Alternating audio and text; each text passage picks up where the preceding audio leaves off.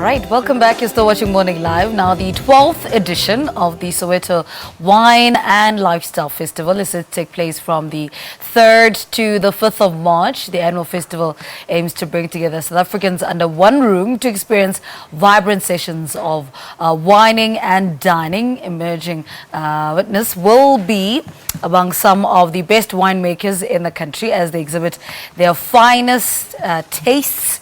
Now, to tell us more about this, we're joined in studio by the event organizer Sharon Cooper. With her is the founder and, of course, a winemaker, Mnikelo Mangciphu. Ladies and gentlemen, good morning. Welcome to Morning Live. Good morning. Mnikelo, let me start with you. 12 years ago, when you had this concept of starting a wine and lifestyle festival in Soweto, what did you have in mind? What were you think? What was the vision then? It was actually to demystify the negative perceptions about wine.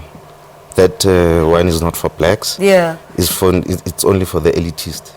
So I wanted to demystify that. Yeah. Yes. I remember, I think it was still at Vista. At some point Yes, at UJ. Yeah. But our inaugural festival was at Ubuntu Crop. Yeah. Yes. Talk to us about the growth, and I believe you have a new venue this year as well.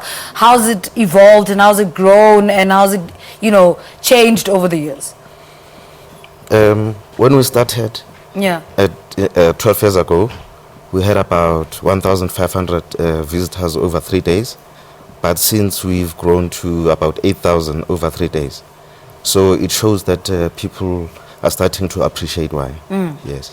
Sharon, let me bring you into this conversation. What do you take into account when you organize an event of this nature, like the Soweto and Wine Festival, which has been around for about 12 years?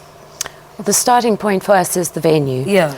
And venues in Soweto are particularly tricky because while we have a lot of stunning venues, a lot of them don't have basic things that you'd find in Sandton, like efficient parking. Right. So it's an extreme challenge, which is why we're quite excited about, we've just entered into a 3-year partnership with the Soweto Theatre, which is run by Nomsa Mazwai. She's also a poet and musician.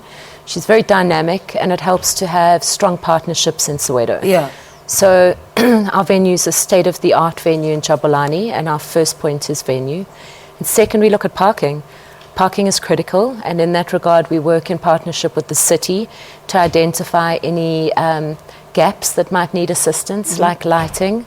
And then we talk about marketing, I guess, collaborations and partnerships with creatives and parties and movements in Soweto to make sure that we get the right audience. What can we look forward to 2017 edition? What's in store for wine lovers?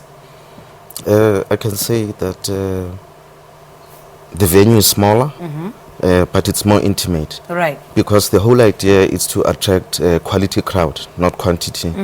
Because you must understand that if wineries have to move all the way from the Western Cape to Soweto, it's an investment for them. Right. So they're expecting returns.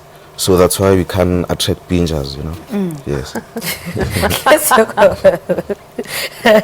The kind of market as well, it's important to attract the right kind of market. Yes. How do you ensure that, because it's a bit tricky though, to attract just the right market? But I think your choice in media and your choice in partners helps. So, for instance, Mnikelo speaks to the fact that we get really beautiful brands that come from the Cape wine makers that join us from Hermanus, Pietersfontein, Spear, Volkenhoutsklof, Wolf Trap. Yeah, they speak to the kind of audience that we attract because there is already an audience of people that really enjoy top quality wines in Soweto. So over the years, we've evolved the audience and the style of offering. So initially winemakers came through and they were offering cheap sweet wine, saying the market doesn't drink wine.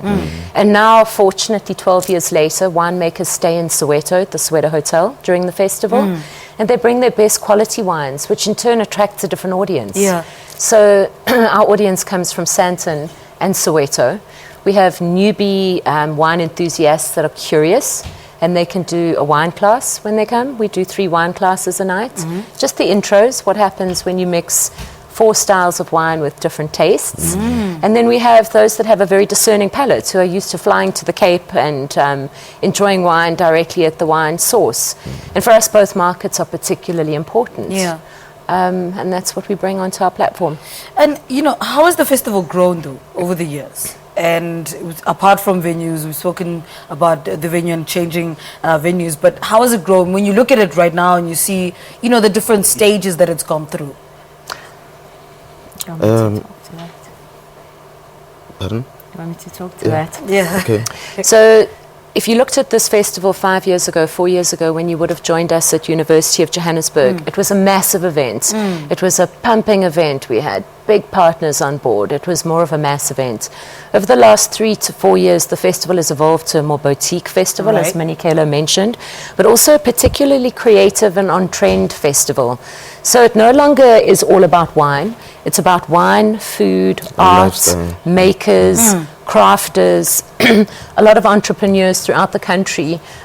You know, there's a movement away from malls and into markets. And for us, we bring markets together with winemakers, together with food. And so you get that nice kind of buzz of creativity mixed with wine, which is really the biggest change to our evolution over the last 5 years, I would say.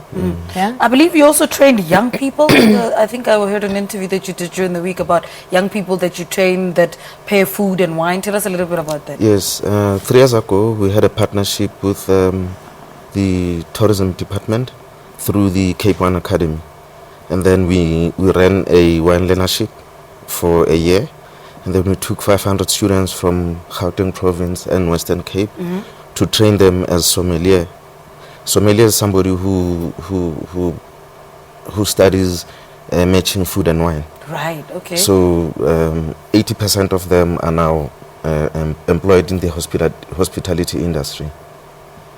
How important is it that you give back to the community as well? Very important. So what we've been fortunate in, what we've been able to do, because we have very dynamic and progressive founders. Mnikelo runs Morare Wine and Spirit Emporium, the first boutique wine store in Soweto. It opened in the second year of the festival, so it's been around 11 years. We're fortunate enough in that the founders believe in making sure that at least 30% of any revenue spent with the festival is local, which means when we work with big partners like DSTV, for instance, who are one of our media partners, 30% of all of their activation budget goes into the hands of local creatives in Soweto. So at a very real level, money's going back. But certainly from how the festival is organized, all the hospitality students are from the University of Johannesburg as part of their training program. So over and above the sommeliers that Mnikelo has referenced, many of whom are at top wine spots in Soweto and around South Africa. So the wine shop in Soweto and Vilakazi, a number of the sommeliers are there. They come back to the festival. But also the bulk of the service and the execution of the festival is through Sowetans literally living there. For sure. So. All right, sounds like it might be a lot of fun. Thank you so much. Definitely not my friend. Join us. Definitely. I don't know about that.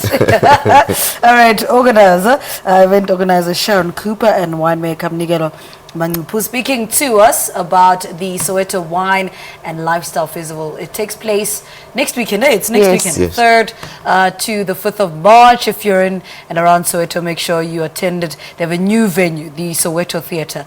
All right, let's take a quick ad break. Go back after this. Stay with us.